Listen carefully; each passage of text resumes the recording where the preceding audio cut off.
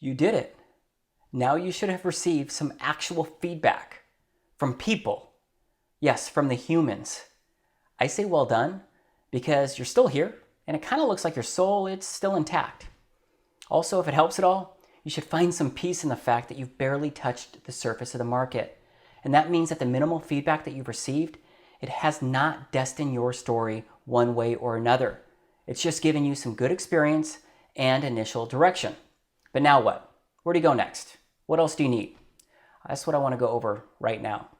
First, I'm hoping that you've let the feedback settle for at least a day or two.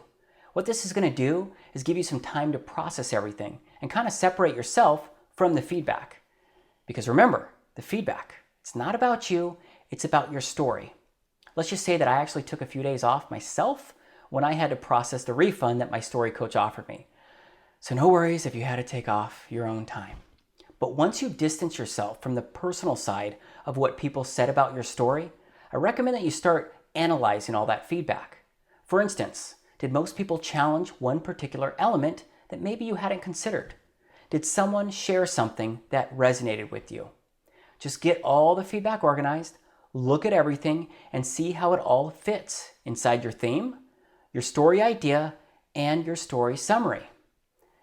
It's kind of like, is the feedback going to change the story that you want to tell? Maybe it's going to make the story better, but what if it's going to change the theme? Here's where you got to decide and be honest with yourself, because only you can decide what to do and how to keep moving forward inside the creation process. Next, remember when I shared in the previous video that you should thank people all around? Well, I'm hoping that you kind of followed that advice because it's going to help you here. Because next, I recommend that you get more feedback. And if possible, get more feedback from the same people who helped you before. But here's where things are going to change a bit. Here's where you share what you actually did with the feedback that they gave you. Did someone suggest that you improve the setting? Did someone mention that your antagonist needed to be darker? Well, I recommend that you go back to the same people and share how you processed their feedback. Even if you didn't use it, you can share how you at least considered it, because people want to know that their suggestions and their ideas are being taken into account. And straight up, your feedback loop wouldn't really be a loop if it didn't make a full circle and reconnect. Doing this though, it's going to solidify the trust with the people you're gathering feedback from. And believe me, you'll want these people for more feedback down the road. So I recommend that you establish the trust now so it can help you later. Plus, people may be more comfortable the second time around and share new feedback that helps you finally take your story to the next level.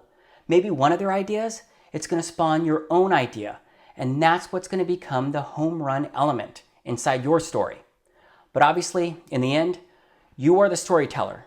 This is your creation, so you make the final decision on everything. But if you do see trends coming from more than one direction, that typically means it's something that should be considered. Of course, this is not an exact science, and there's a delicate balance when considering all feedback. And mastering it, it's going to help you finish your story though. It's going to help you finish a strong story. But keep in mind, you can't start mastering it until you repeat this process over and over. So now, let's have you take a look at the worksheet, complete it, put the finishing touches on your feedback loop, and then when you're done, move on to the next video.